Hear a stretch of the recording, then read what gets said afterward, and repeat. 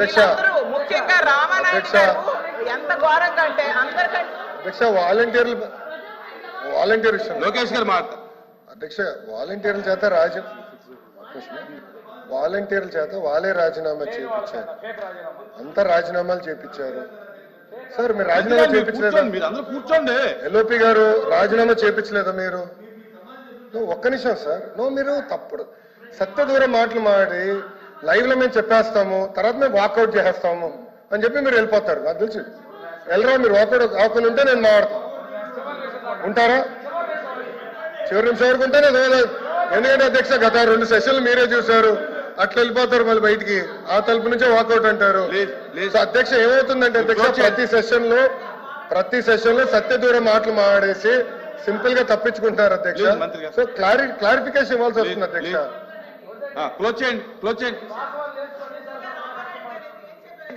Close చేయండి. Final అధ్యక్ష 2 నిమిషాలు. చంద్రబాబు నాయుడు గారు పవన్ కళ్యాణ్ గారు చెప్పారు, కావాలంటే వీడియో చూపిస్తాను అధ్యక్ష, మేము అధికారంలోకి వచ్చాక 5,000 నుంచి 10,000 చేస్తాము, 10,000 అవ్వగానే చించినాడ పూతరేకులు చాలా ఫేమస్, అవి ఇవ్వండి అని చెప్పారు అధ్యక్ష. వాలంటీర్స్ నమ్మి ఓటేసే ముందు చించినాడ పూతరేకులు ఏమో ఆర్డర్ పెట్టేసి వీళ్ళు ఓటేసి వచ్చారు అధ్యక్ష. చూసేసరికి ఈ ప్రభుత్వం అధికారంలోకి వచ్చింది, ఉద్యోగాలన్నీ తీసేశారు అధ్యక్ష. భవిష్యత్తు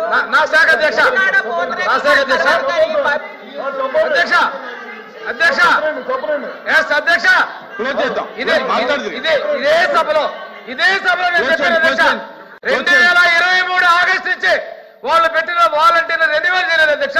రెన్యువల్ చేయకుండా లేని వాళ్ళు రాజీనామాలు డ్రామాలు ఆడతారు వీళ్ళు. మేము అనుకున్నాం బయట ఉన్నాం అధ్యక్ష, ఉన్నారేమో రెన్యువల్ చేస్తే జీతాలు ఇద్దాం అనుకున్నాం అధ్యక్ష. రెన్యువల్ చేద్దామని చూస్తే వాళ్ళు లేరు అధ్యక్ష. లేని వాళ్ళకి ఇవ్వలేకపోయాం, అసత్యాలు మాట్లాడతారు అధ్యక్ష. వీళ్ళు ఎంత పాల్కులాడినా ఎంత సానుభూతి చూసినా వీళ్ళు చేసిన ద్రోహాన్ని వాళ్ళు గమనించారు అధ్యక్ష, వీళ్ళు చేసిన మోసాన్ని గమనించారు అధ్యక్ష. ప్రజలు వీళ్ళు తిరస్కరిస్తే వీళ్ళు ఇంకా నీతులు మాట్లాడతారు అధ్యక్ష. అయిపోయింది, 11తో కూర్చోబెట్టారు. అయినా కానీ ఆ రోజు అమ్మఒడి అది చేసాము, జనాలు తీర్పించారండి, జనాలు తీర్పించారు. ప్రజా తీర్పులు గౌరవించండి మీరు. పేదరిక రహిత సమాజం పడుతున్నామని చెప్పారు అధ్యక్ష. ఈ పథకాలన్నీ ఆపిస్తే, అలాగే చదువు, ఆరోగ్యం, ఉపాధి అవకాశాలు దెబ్బతీస్తే పేదరిక రహిత సమాజం వస్తుందా అని అడుగుతున్నాను అధ్యక్ష. చివరగా అధ్యక్ష కూర్చోండి, తిరిగి కూర్చోండి, అయిపోయింది కూర్చోండి. గారి ప్రసంగం తీవ్రమైన నిరాశకు గురి చేసిందని తెలియజేస్తున్నారు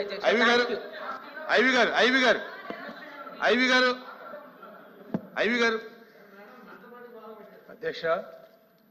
38 పేజీల గవర్నర్ ప్రసంగంలో స్పష్టత లేదని చెప్పి మా పీడిఎఫ్ కామెంట్. ఎన్నికల సందర్భంగా హామీలు ఇస్తున్నారు, అమలు మాత్రం హామీలు ఇచ్చినట్లుగా జరగడం లేదు. అది పాలనాకాలం చివరి వరకు అట్లాగా నడుస్తున్నటువంటి పరిస్థితి మనం గమనిస్తూ ఉన్నాం. ఎన్నికల హామీల్లో సూపర్ 6 అమలు ఎప్పుడూ కూడా ఈ యొక్క గవర్నర్ ప్రసంగం స్పష్టం చేయలేదు. సామాజిక పెన్షన్ పెంపు, అన్నా క్యాంటీన్ల పునరుద్ధరణ, ఉచిత గ్యాస్ 1 సిలిండరు తప్ప ఇతర హామీలు అమలు ఎప్పుడూ ఇందులో స్పష్టత లేదని చెప్పదలిచింది. పాఠశాల విద్యలో గత ప్రభుత్వం చేసిన సంస్కరణలని ప్రస్తుత ప్రభుత్వం ఏం చేస్తుందో కూడా ఈ గవర్నర్ ప్రసంగంలో స్పష్టం లేదని చెప్పి చెప్తున్నాం. అలాగే చేయదగినటువంటి మార్పులు ఏమైనా ఉంటే అది ప్రజాస్వామ్యతంగా చర్చించి చేయాలని చెప్పి కూడా పీడిఎఫ్ తరపున ఈ ప్రభుత్వానికి విజ్ఞప్తి చేస్తూ ఉన్నాం. ఏకపక్షంగా చేస్తే ఎదురు దెబ్బలు తప్పవని చెప్పి, విద్యారంగానికి నష్టం జరుగుతుందని చెప్పి కూడా మేము చెప్పదలిచింది. ముఖ్యంగా సమాంతర మీడియంలకు సంబంధించి కానీ, +2కు సంబంధించి కానీ, అలాగే స్కూల్ స్ట్రక్చరల్ మార్పులకు సంబంధించి కానీ ఇవన్నీ కూడా ఆచితూచి నిర్ణయం తీసుకోవాలని చెప్పి చెప్తున్నాం. అలాగే పాఠశాల నాడు మౌలిక వసతులకు సంబంధించి నాడు నేడు 2వ దశలో 89, 80%, 90% పూర్తయినటువంటివి కూడా కొన్ని అలా నిలిచిపోయినాయి. అది కాస్త నిధులు పెండింగ్ తాగిపోయినాయి.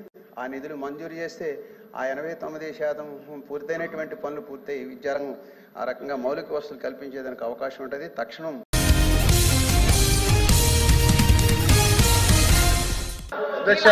ముఖ్యంగా రామానాయుడు గారు ఎంత ఘోరంగా అంటే అందరికంటే వాలంటీర్ విషయం లోకేష్ గారు మాట అధ్యక్ష. వాలంటీర్ల చేత వాళ్ళే రాజీనామా చేయించారు, అంతా రాజీనామాలు చేయించారు. సార్ మీరు రాజీనామా చేయించలేదా? మీరు అందరూ కూర్చోండి. ఎల్ఓపి గారు రాజీనామా చేయించలేదా మీరు? ఒక్క నిమిషం సార్. మీరు తప్పుడు సత్య దూరం మాటలు మాడి లైవ్ లో మేము చెప్పేస్తాము, తర్వాత మేము వాకౌట్ చేసేస్తాము అని చెప్పి మీరు వెళ్ళిపోతారు. నాకు తెలుసు వెళ్ళరా. మీరు వాకౌట్ అవకుండా ఉంటే నేను మాట్లాడతాను. ఉంటారా? చివరి నిమిషం వరకు ఉంటే ఎందుకంటే అధ్యక్ష గత 2 సెషన్లు మీరే చూశారు. అట్లా వెళ్ళిపోతారు మళ్ళీ బయటికి. ఆ తలుపు నుంచే వాకౌట్ అంటారు. సో అధ్యక్ష ఏమవుతుందంటే అధ్యక్ష ప్రతి సెషన్ లో సత్య దూరం మాటలు మాడేసి సింపుల్ గా తప్పించుకుంటున్నారు అధ్యక్ష. సో క్లారిఫికేషన్ ఇవ్వాల్సి వస్తుంది అధ్యక్ష. క్లోజ్ చేయండి, క్లోజ్ చేయండి, అధ్యక్ష.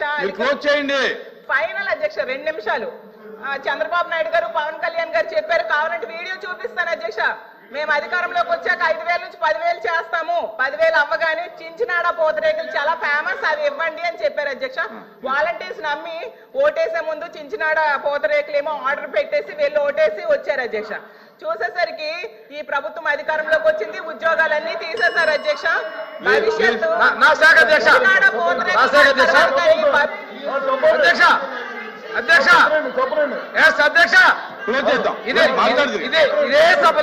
ఇదే సభలో నేను చెప్పాను అధ్యక్ష. 2023 ఆగస్టు నుంచి వాళ్ళు పెట్టిన వాలంటీర్లు రెన్యువల్ చేయలేదు అధ్యక్ష. రెన్యువల్ చేయకుండా లేని వాళ్ళు రాజీనామాలు డ్రామాలు ఆడతారు వీళ్ళు. మేము అనుకున్నాం బయట ఉన్నాం అధ్యక్ష. ఉన్నారేమో రెన్యువల్ చేస్తే జీతాలు ఇద్దాం అనుకున్నాం అధ్యక్ష. రెన్యువల్ చేద్దామని చూస్తే వాళ్ళు లేరు అధ్యక్ష. లేని వాళ్ళకి ఇవ్వలేకపోయాం, అసత్యాలు మాట్లాడతారు అధ్యక్ష. వీళ్ళు ఎంత పాల్కులాడినా, ఎంత సానుభూతి చూసినా వీళ్ళు చేసిన ద్రోహాన్ని వాళ్ళు గమనించారు అధ్యక్ష. వీళ్ళు చేసిన మోసాన్ని గమనించారు అధ్యక్ష. ప్రజలు వీళ్ళు తిరస్కరిస్తే వీళ్ళు ఇంకా నీతులు మాట్లాడతారు అధ్యక్ష. అయిపోయింది, 11తో కూర్చోబెట్టారు. అయినా కానీ ఆ రోజు అమ్మఒడి అది చేసాము. జనాలు తీర్పించారండి, జనాలు తీర్పించారు. ప్రజా తీర్పులు గౌరవించండి మీరు. క్లోజ్ చేయండి. పేదరిక రహిత సమాజం పడుతున్నామని చెప్పారు అధ్యక్ష. ఈ పథకాలన్నీ ఆపిస్తే, అలాగే చదువు, ఆరోగ్యం, ఉపాధి అవకాశాలు దెబ్బతీస్తే పేదరిక రహిత సమాజం వస్తుందా అని అడుగుతున్నాను అధ్యక్ష. చివరిగా అధ్యక్ష కూర్చోండి, కూర్చోండి, కూర్చోండి. అయిపోయింది, కూర్చోండి. గారి ప్రసంగం తీవ్రమైన నిరాశకు గురి చేసిందని తెలియజేస్తున్నారు అధ్యక్ష.